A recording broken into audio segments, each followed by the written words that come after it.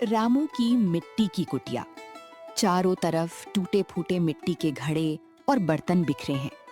राधा चूल्हा फूंक रही है, जिससे सिर्फ धुआं निकल रहा है। रामू जी, आखिर कब तक हम इस मिट्टी को घोट घोट कर जिएंगे? पूरे हफ्ते से बाजार में एक भी मटका नहीं बिका। पड़ोस के घरों में त्योहार मनाए जा रहे हैं और हमारे यहाँ 2 वक्त की रोटी के लाले पड़े हैं। राधा, हिम्मत मत हारो। मिट्टी से बर्तन बनाना हमारे पुरखों का आशीर्वाद और हुनर है। मेहनत कभी बेकार नहीं जाती। भगवान ने चाहा तो हमारे दिन भी बदलेंगे। आपकी ये तसल्ली अब मुझे झूठी लगती है। अगर मिट्टी ही हमारी किस्मत है तो ऐसी किस्मत से तो भूख ही अच्छी।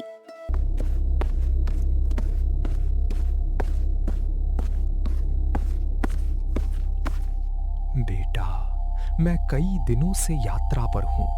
गले में प्यास की आग है और शरीर कांप रहा है। क्या इस साधु को थोड़ा सा शीतल जल और एक निवाला अन्न मिलेगा? प्रणाम बाबा, मेरा सौभाग्य है कि आप मेरे द्वार पर आए। पर बाबा, मैं बेहद शर्मिंदा हूँ। हमारे घर में अन्न का एक दाना भी नहीं है। पर मैं आपको प्यासा नहीं जाने दूंगा। मैं अभी अंदर से मटके का ठंडा जल लेकर आता हूँ।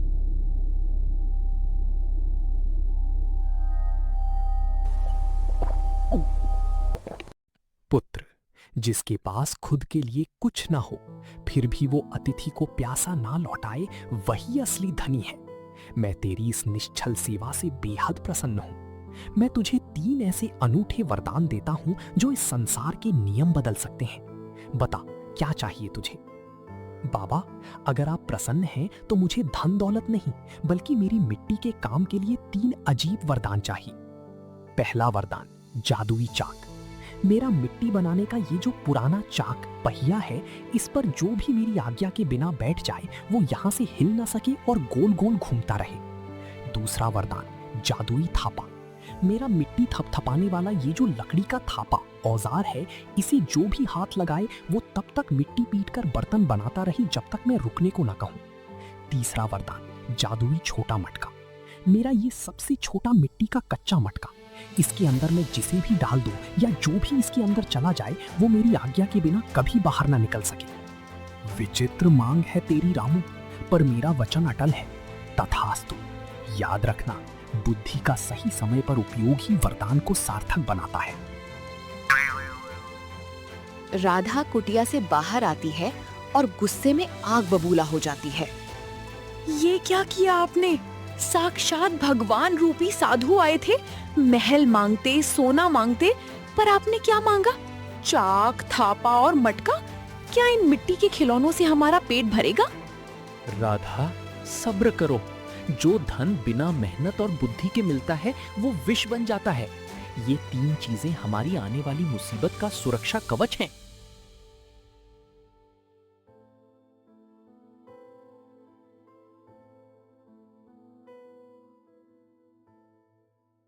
रामू उदास होकर जंगल के पास मिट्टी खोदने जाता है। वहां एक पुरानी सूखी मिट्टी की ढेरी से अचानक काला धुआं निकलता है और एक भयानक जिन प्रकट होता है।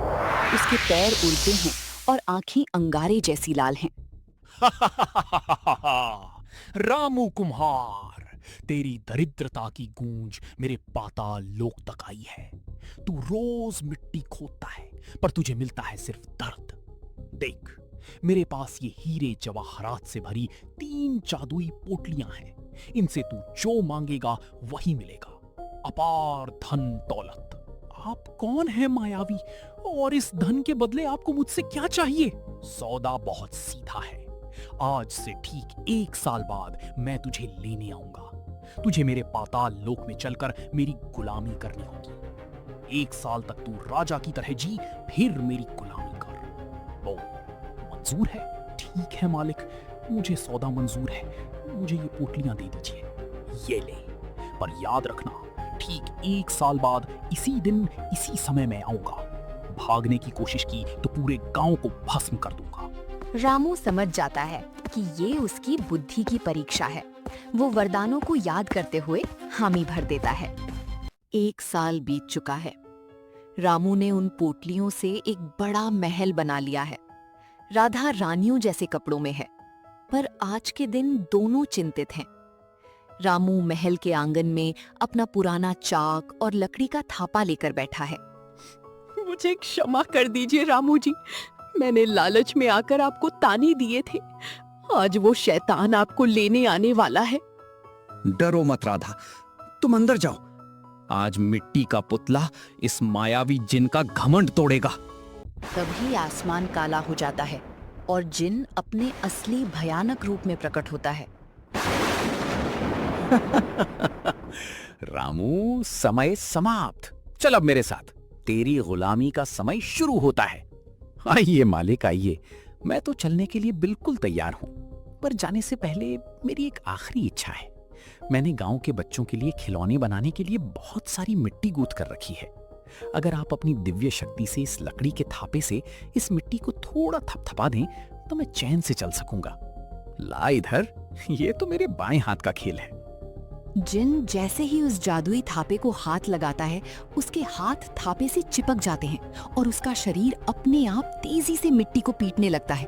वो चाह कर भी रुक नहीं पाता।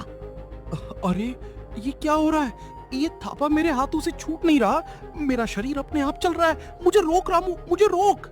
अरे मालिक, अभी तो बहुत सारी मिट्टी बाकी है। पीट पीट कर बर्तन बनाइए। इस थापे को जो पकड़ता है वो मेरी आज्ञा के बिना रुक नहीं सकता। मैं तो चला थोड़ा विश्राम करने, आप रात भर मेहनत कीजिए।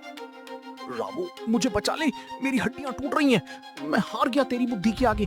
मैं तुझे 1 साल की और मोहलत देता हूँ और साथ में 5 और जादुई पोटलियां दूंगा। मुझे इससे छुड़ा। 5 नहीं 10 पोटलियां चाहिए, और वादा करो कि अगले 1 साल तक इस तरफ नजर भी नहीं उठाओगे। मंजूर है, मुझे सब मंजूर है। रामू थापे को रुकने का आदेश देता है। जिन पोटलियां फेंककर वहां से दुम दबाकर भाग जाता है।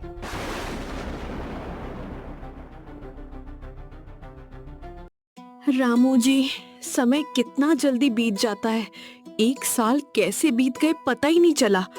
कल वो जिन फिर आएगा। राधा, आने दो उसे। कल ऐसा सबक सिखाऊंगा कि दोबारा कभी भी इस तरफ नहीं आएगा।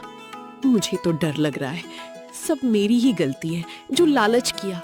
मुझे माफ कर दो रामू जी। तुम चिंता मत करो राधा, तुम आराम से सो जाओ। साधु बाबा ने जो वरदान में थापा दिया था उसका कमाल देखना। उस जिन को अपनी नानी याद आ जाएगी। अगला 1 साल भी बीत जाता है। जिन इस बार बहुत गुस्से में और पहले से ज्यादा तैयारी के साथ आता है। रामू, बाहर निकल। इस बार मैं तेरी किसी भी चीज को हाथ नहीं लगाऊंगा, न मिट्टी छूंगा न थापा। चल अभी के अभी मेरे साथ। आइए मालिक, इस बार मैं आपसे कोई काम नहीं करवाऊंगा। मैं चलने को तैयार हूँ, पर आप इतनी दूर से उड़ते हुए आए हैं, थक गए होंगे। आंगन में ये जो मेरा पुराना चाक है, इस पर बस 2 मिनट बैठकर आराम कर लीजिए। तब तक मैं अपना झोला ले आता हूँ। इस बार कोई औजार नहीं है, सिर्फ एक गोल पत्थर का पहिया है। बैठने में क्या बुराई है। जिन उस चाक पर बैठ जाता है। मालिक, अब जरा उठने की कोशिश कीजिए। चाक तेजी से गर्म होने लगता है। जिन उस पर ऐसे चिपक जाता है जैसे पत्थर पर लकीर। वो चाक के ताप को सह नहीं पाता और रोने लगता है। अरे, मेरा पूरा शरीर जल रहा है। मुझे बचाओ, मुझे इस गोल पहिए से उतारो रामू, मैं मर जाऊंगा। मालिक, ये मेरा जादुई चाक है। इस पर जो बैठता है मेरी मर्जी के बिना उठ नहीं सकता। मुझे माफ कर दे, मैं कभी वापस नहीं आऊंगा। तुझे जितना धन चाहिए ले ले। धन तो बहुत है मालिक, पर मुझे हमेशा के लिए इस डर से आजादी चाहिए। देखो, ये सामने मिट्टी का छोटा कच्चा मटका रखा है। अपनी सारी मायावी शक्तियों के साथ इस मटके के अंदर चले जाओ, तभी मैं इस चाक को रोकूंगा। ठीक है, मैं जाता हूँ।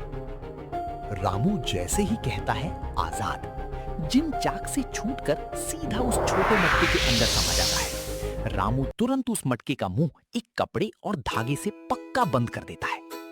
अब तुम हमेशा के लिए इसी मटके में कैद रहोगी और कभी किसी गरीब को लालच देकर उसकी आत्मा का सौदा नहीं कर पाओगे। रामू उस मटके को ले जाकर एक गहरे समुद्र में फेंक देता है। राधा और रामू हमेशा के लिए खुशी खुशी रहने लगते हैं। गांव के लोग रामू की बुद्धिमानी की तारीफ करते हैं। तो दोस्तों, देखा आपने कैसे एक भोले भाले कुम्हार ने अपनी मिट्टी के आम औजारों और सिद्ध बाबा के वरदानों की बदौलत अपनी बुद्धि से इतने बड़े मायावी जिन को धूल चटा दी। धन तो आता जाता है, पर सच्ची बुद्धि ही इंसान की असली दौलत है। अगर आपको ये कहानी पसंद आई हो तो वीडियो को लाइक करें, दोस्तों के साथ शेयर करें और चैनल को सब्सक्राइब करना ना भूलें। Thanks for watching.